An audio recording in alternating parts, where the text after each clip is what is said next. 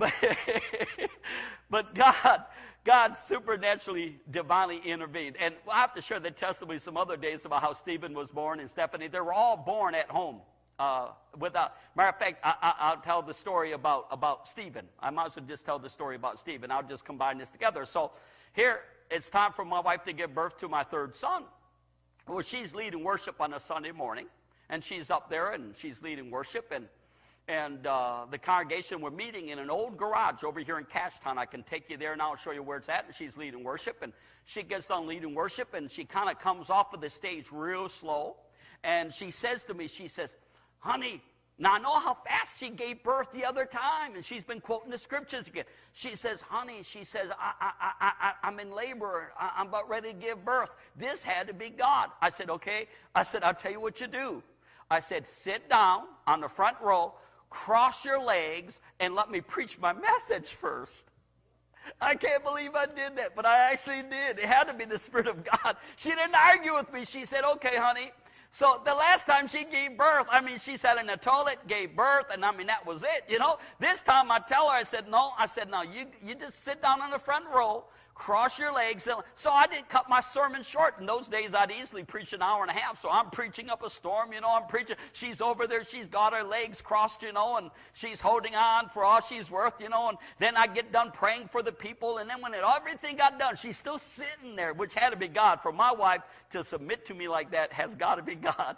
She's sitting there quietly, holding still, waiting for me to get done ministering. And then I sent Michael and Danny off with the family in our church, and so they go off, and I take her home to our house. I get her in, and I lay her down on the birthing bed. Now, something's wrong, though, because she's not giving birth. Well, Martha had called me that same morning before Sunday morning service, because because the last time she missed the birthing, and plus she loses the money, too. She doesn't get all that money.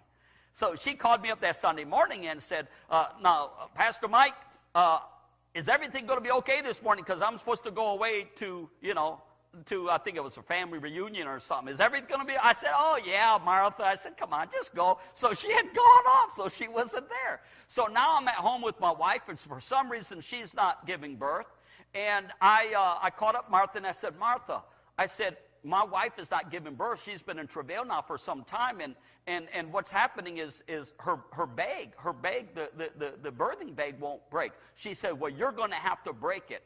Well, unbeknownst to me, the Lord had spoken to my wife the night before and said, you will be giving birth to your son at 3:15 or something like that. She'd have to give you the exact time. It's in our book. And the Lord told her exactly when she was going to be giving birth to. Well, she literally had thought it was going to be either before or after. She didn't know. And so she's laying in bed, and she'll have to get this story correct, but it was, I know that, so she's laying there, and the Lord told her the exact time she's going to give birth to. So while I'm coming over, and I'm panicking a little bit now because she's not giving birth, she's not paying attention to me. I noticed that we got a clock up on the wall. She's just waiting for the clock, and she's looking at the clock. Unbeknownst to me, the Lord told her when she was going to give birth. And exactly at that time, the water broke, and out come my son Stephen. And that was a supernatural birth. It's wonderful to know that God really moves in our life supernaturally, and he really cares, and he really helps us in every situation. Amen? Amen.